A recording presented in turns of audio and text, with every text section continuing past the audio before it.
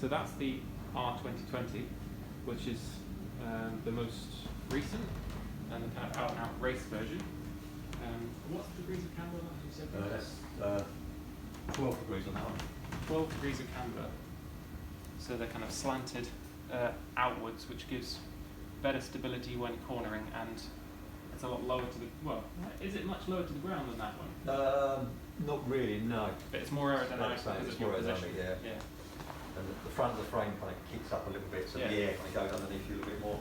And this is the new fork from 2020 as well. And you can see that there's is that 26 inch on the front? 650, yeah. Yeah, so 650, yeah, and 20-inch wheels on the back. Now notice there's a bit of a trend to go towards that in the recent years. Is that more for aerodynamics or acceleration, or? So what it does is basically gives you the kind of short wheelbase because you're able to make the frame shorter. Yeah. A smaller wheel accelerates quicker. Yes. A bigger wheel rolls better, but to be honest, I never really noticed any difference when I went from 650 to 26. That's interesting. You save a lot of weight though. Really? You save about, I think, all the kind of, when I first switched over, I from 26 to 20, so I saved about 1.5 kg in weight. Wow, that's pretty significant. Yeah. And those look like maybe 25 or 28? 26. 26 is. Yeah, 26. Around about 26. They're quite thick. Yeah, because in theory it means you can accelerate faster, but maybe lose a bit of top end speed. But I don't suppose that's affected much if you've got the same gearing on it. No, not really. No. Yeah. Very cool. So that's the R-2020, and then over on the left is the Revo. Well, this is the 36, you said. Revo X36, yeah. Revo X36. So kind of the other model that Carbonbike offers. The frame is a slightly different shape to the R-2020, less of an out-and-out race bike. As you can see, the camber at the back is 0 degrees, so the width of the wheels is a little bit wider, so slightly less aerodynamic. So there's a compromise, but probably more comfortable. But yeah, those are the options.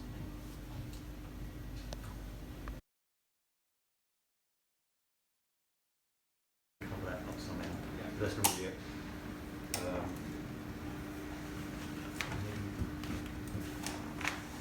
What I tended to do with jacks is just put one leg on the other side there, yep. And then slowly lower myself down. Lower yourself in, yep.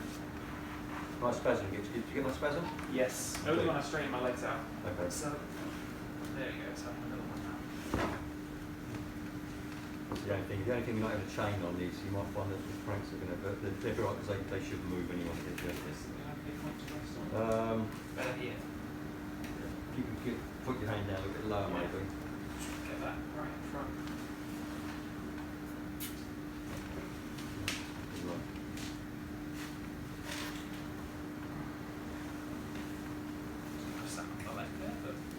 Very gracefully done. There we go.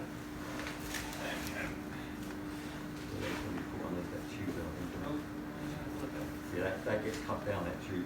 That's just, it depends on what shift that people go for. If you go for a E-tap shifter on the front, like on the chainrings, you end up the mix is really low. Forwards a bit, that's blocking me. A bit over one side. How do you end up getting your legs into the stirrups? Because I always have to ask Jack to help. From? Just really, for our hope for the best. Yeah. I might ask you how to avoid just catching the car then. Do you want me to do it, Johnny? Oh yeah, you can. Stop. It's a lot easier when there's no chain on.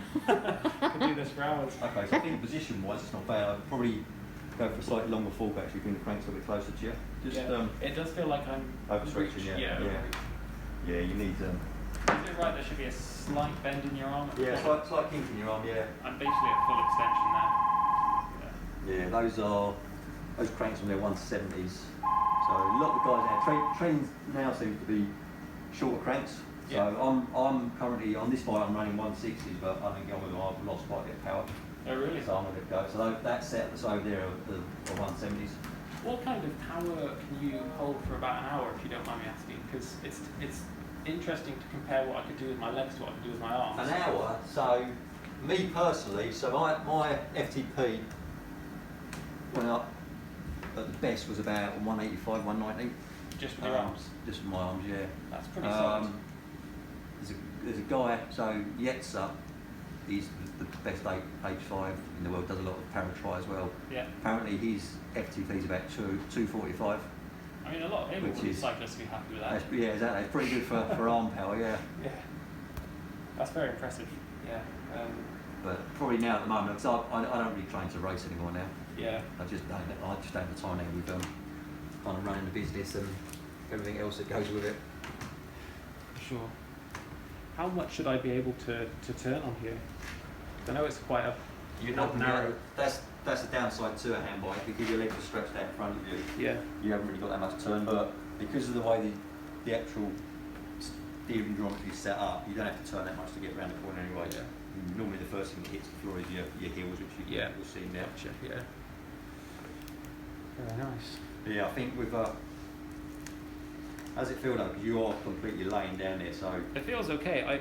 I wonder, when you ride, do you end up lifting your head up or just resting it back and looking? yeah. So well, it depends what you're doing really.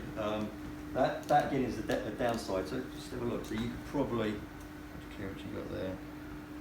You probably want to. You've got a lot of adjustment here, so you could drop the cranks down a little bit more. To see better, you mean? Yeah. So the lower you have the cranks, the better.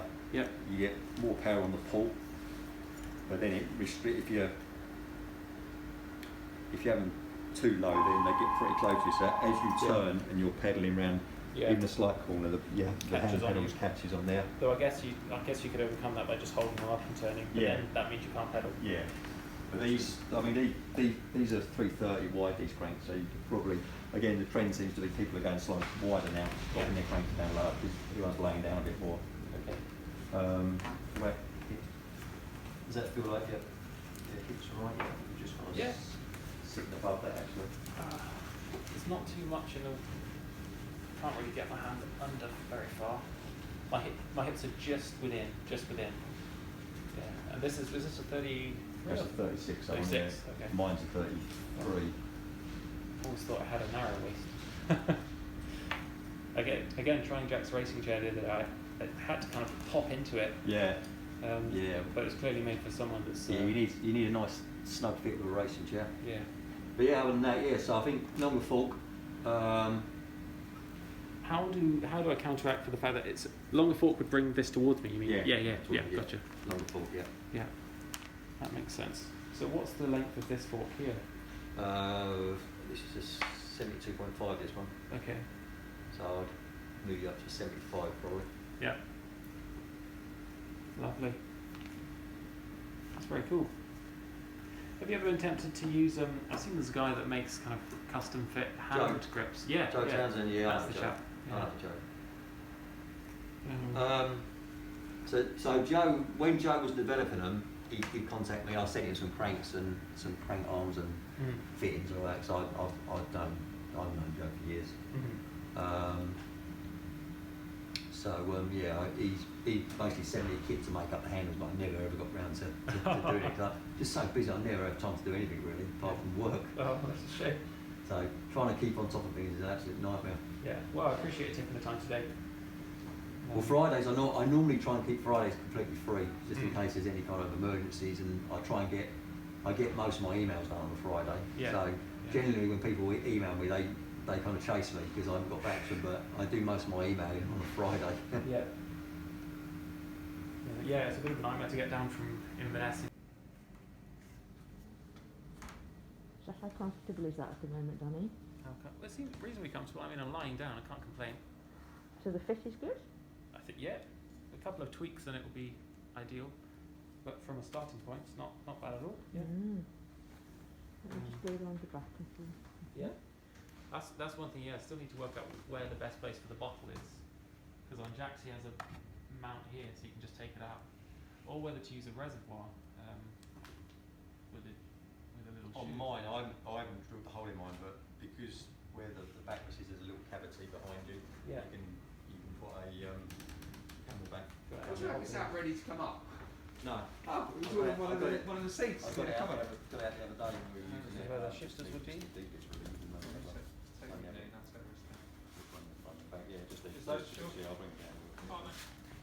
Right, just lift your back up a little bit down here and I'll What was that? right, now back down on that now. That should bring you up a little bit more. Oh, yeah. That's literally that thickness you've got up now. Yeah. Minor but significant. Exactly, yeah. Means that my eyes just don't So have to go. You look better already now because your kind of shoulders roll forward just a little bit Yeah. as well. Actually, yeah, That would I probably- no longer have to Yeah. quite as fully extend. And that's almost, yeah, a lot more comfortable. So you're not lifting your head at all there? No, Okay, so that's If good. I It's lift head that. supported. yeah. I suppose ideally you wouldn't want to be lifting your head at all because otherwise you're No, 'cause engaging you're going to that get a real muscle, stiff- yeah, for the whole Yeah, thing. Yeah. I mean the rules are that your eye line needs to be above the crank line. Oh, it's definitely not. That's the rules. But a lot of the guys, they kind of pull themselves up when they're And like, okay, measure me now. when they're screwing here, yeah, and then after the race you end up sliding down. So, Just back down. so you can. I mean, so basically we bring the foot rest a little bit further in. That will then make you slide up the bike a little bit Yeah. as well. Yeah. So much weight Would you recommend doing that? If you weight mean? you've got going through. I like to have mine. I've got mine set so my legs are kind of the foot plates are pushed right into my feet Yeah. because it stops your legs from bouncing around when you're going over bumps. Yeah. It's because these are impossible to go on yourself. Because I go out kind of on my own. I go from home on my own. Yeah. I don't put these over, so I like to have mine tight so my legs don't bounce out. And what do you wear on your shoes? Because I've seen some people wear the kind of Same as these. booties Same that as these I've got on at the moment. What are they? They're just literally diving boots. Diving boots. Nice. Or kind of Yeah. sailing boots and something like that. Really lightweight, neoprene. They Something stay on. aerodynamic. Yeah. The guys that race, they wear the loose shoes that you can get Are by those the ones that you Adidas. see people? So your feet are on a bit of an angle. Yeah, yeah. I don't know what the sport is called when they're in ice. What's it called, man? Where they? Luge. Yeah, luge. Yeah, luge shoes, yeah. Yeah, funny things. Okay, that's good to get an idea of how it feels.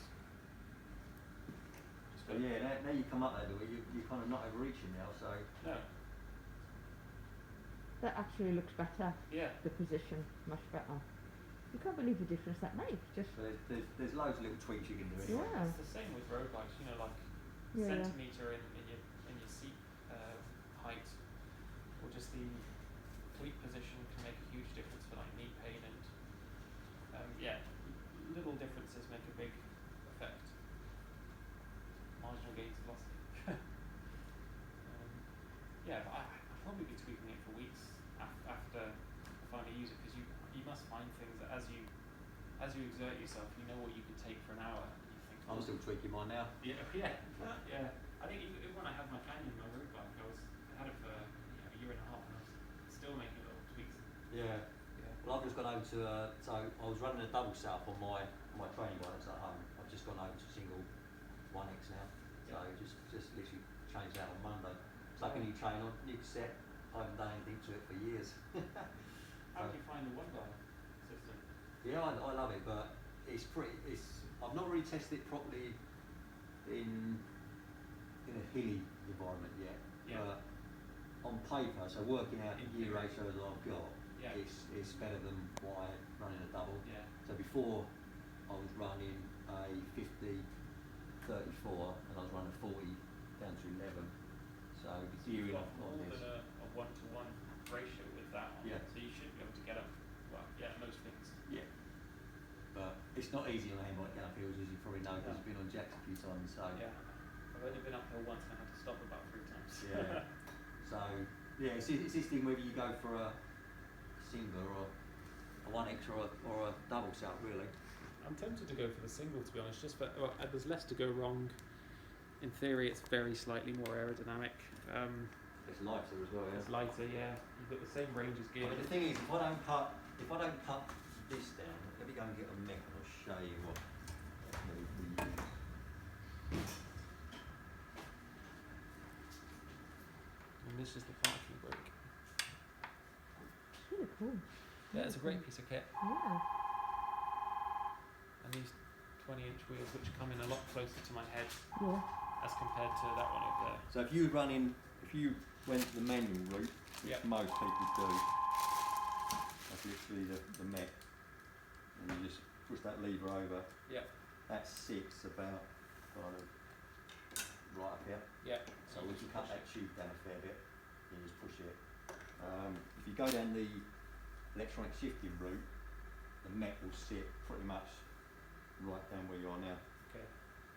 Now I'm pretty skinny. I wear a belt to kind of hold everything in. Yeah. My belt literally touches on the bottom of my mech when I hit it because you've got the battery pack as well. Yeah. So I'd go back over To mechanical. so I'd probably go running mechanical again if I went, because I don't use the double mech much. Yeah. The battery normally runs out on it anyway. So when I do That's need quite it, it's funny. no good because the battery's flat on it because I never use it. Do you know, I've never used electronic gears before, but If you've never used them, but on a hand cycle, they're a godsend. yeah. If you went back to mechanical, would you not have to mount the shifter on the fork again? You would do, yeah. Is that yeah. not a huge pain in the ass? Yep. Yeah. Because like otherwise, if you bring it close mount, it's mounted on the right here usually. Yeah. Mum. What? If you come a bit closer. Oh, sorry. Sorry. There's usually what you get on the handlebar of a bike. The shifter is mounted kind of horizontally, and you have to either be lucky enough to catch it on the way round if you're changing gears, which is difficult with SRAM because it's light tap for going up one, deep tap for going down one. So you either have to do it one at a time like that, or stop pedaling and just do this. And also the brake is on there, so you have to reach forward and brake like that. Yeah. Although I suppose you could still have. Once you get used to the double tap, so SRAM's obviously double tap. So Yeah. I used to run Shimano, Mhm. which is the STI lever, Yeah. so obviously the whole brake lever goes down, Yeah. and then you've got a little lever to flick it up. So I found the double tap to be pretty good for a hand cycle once you got used to kind of tapping it. And but yeah, let's say changing from that to so originally we had so I had DI2, so I used to fit everything with DI2 because ETAP was fairly new then, and you just used to have a Alpine shifter button here, and you used to stick your finger on that and change gear the same way. Yeah. And that worked really well as well. And then once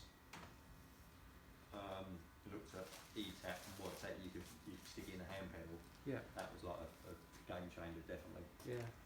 And so in terms of kind of gearing options, it seems like on the older form that SRAM was the only kind of option, but you can fit it with anything you want. Is that right? Yeah, Yeah. you can.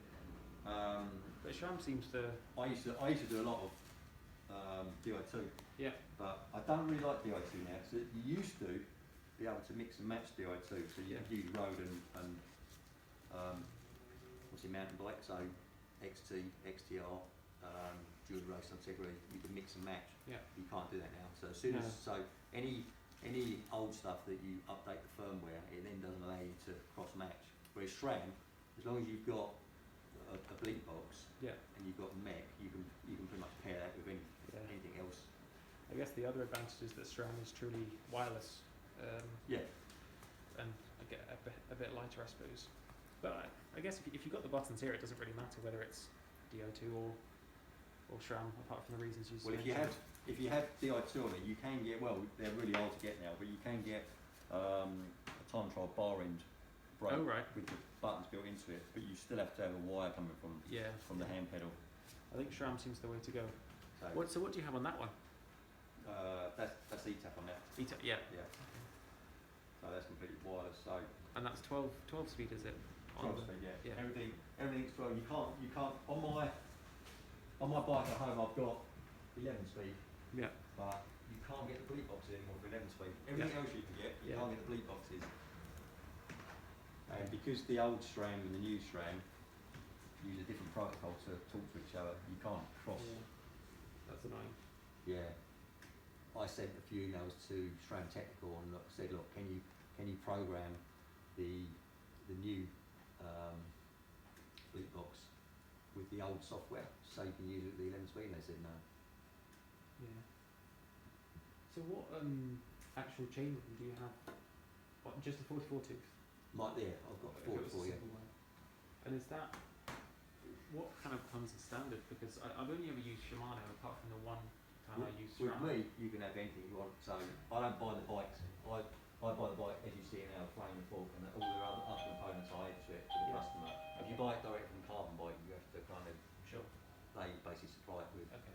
with what, which is And their is that their an oversized jockey wheel on there, or is that just the That size is, it yeah. happens to be for? No, that's a ceramic speed. Do you notice a difference when I pedaling? did actually, yeah, it's a lot smoother. Really? Yeah. So I always wondered whether that was the kind of addition that, you know, because for kind of the gain you get for the cost you outlay, it's quite So, significant. oh yeah, I but mean they reckon you save about 3 to 4 watts, Yeah. which I doesn't guess sound like a lot. I but guess when you're if you're a pro cyclist, Yeah. 3 or 4 watts on That's time winning. trials is a big gain. yeah. So how much extra would that add to it? I can't remember exactly. Because we've got trade accounts with everybody. Okay. I contact them and say, look, I'm interested in one of these. They tend to send it to me to try it. To try it. It's going on a hand bike, and but I think think it's a couple of I hundred think quid. retail. No, I think more than that. I think they're about 500 to 600 quid. Oh, are they? Yeah, I'll have a look in it. I'll Google it. Yeah. I think Um, SRAM Access 12 speed is probably what I'd be interested to go for. With a 44 here, and what did you say the ratio was on that again? Sorry? That's a 52 down to To 11. That is. Down to 11. Okay. So yeah, it's a serious dinner plate. Yeah. But I mean, round here, I've only really used it round here. I've not really tried it on any big hills really, but I literally, I've stuck it on the 52 a couple of times. But I normally start off in like third or fourth gearing, Yep. so about kind of 36. Yep. Yeah, it's got power meter on mine as well, rechargeable power meter, SRM. Mm. Do you get on okay with that? Yeah, brilliant. Yeah. I've got 2, one on that bike, one on the other one, and I fit those on pretty much all the bikes, the race bike particularly, because everybody trains with power now anyway. Yeah, absolutely. So they've gone down a fair bit as well. So when I first started doing SRM, they retailed about 1,800 to 2 grand. Because it's the SRM ones. SRM, Yeah. because SRM was the first company that really brought out a proper power meter, and everybody's kind of tried to beat SRM. So because there's so many power meters on the market now, and they're a lot cheaper, SRM have dropped all their prices now. So now the same same power meter is just over £1,000 depending on Yeah. fluctuation I with the guess that exchange makes rate. sense because the kind of 4II power meters that you get for something like 400 quid now, you know, they're not as expensive as they once were. Yeah. I've tried PowerTech hubs, and they're nowhere near as accurate as a SRM. Really? SRM is just like bang on all the time. Are there any other options in terms of power meters for crank mounted ones? There is, but you have to get adapters made. Yeah. So Yeah. I saw a guy posted the other day about having. the cork one, yeah. Yeah. Yeah, I saw that. It Yeah. seemed like quite a nice fix, but also a bit of a faff. Yeah. Um, yeah. Yeah. American guy, wasn't it? Joe, I want to say Pomeroy. Pommy or something like that. Yeah. Yeah. Pomney or something. Yeah. Yeah, I saw that, but SRM. So because that one's a rechargeable one, so they now do a rechargeable one. So normally with SRM, Yeah. the battery life is about 2,500 hours. Yeah. So it also depending on how much training you do. So generally with mine, I used to send it away every year, Yeah. get the battery replaced on it, recalibrated, firmware update, and that's normally about 120 quid, Mm. plus the shipping. So now I've got the rechargeable version, you don't have to do anything to it, you just have to remember to charge it basically. Sure. Cool. So is there anything else in terms of measurements or fitting? No, I think I'll probably go wider. We just need to decide really on the fault really, so Yeah. whether you want to come a little bit. I could. To be honest, I could still bring my head up a little bit. So you're on the, at the moment you're on the fork side, the backrest as far forward as you can go. Oh right, okay. So I think maybe, I mean you've got quite long arms though, so Yeah, maybe maybe we could bring the fork a little bit closer to you, I because think that would be safe. you could always go, you can still go back a little bit Yeah. anyway, so you can shuffle yourself back Yeah. if you did find you was too close, but you're better off being too close than too far away from the fence, because Yeah. you'll be overstretching. Yeah, and I just need the power there. I mean, Alex Brooks-Turner's, he's taller than you, and he picked his bike up a few weeks ago, and he's getting on with it really well, and he's got 75 centimetre fork on it. Is that the same as this, you say? Is that 72? This is 72 and a half. Okay. So you're only talking 2.5 centimetres. Yeah. Maybe the 75 is the best option then. Yeah. And in terms of wheels, what? Again, I know you said you can kind of do whatever, but is there a standard option? So these are the standard wheels that I would supply. Yep. These are the wheels bike wheels. They're nice. They're nice wheels actually. Yeah, they look it. Are these carbon or No, aluminium? Aluminium. Aluminium. Okay. So these are the kind of carbon standard wheels that Oh yeah, I've seen the one with the logos on. Yeah. they supply, but they're not that light actually for a carbon wheel really. Yeah. A bit heavier than I was expecting. Yeah. So if Would you recommend these ones over them then? let me get. Sorry, I'm just going to zoom. Okay. Yeah, no worries.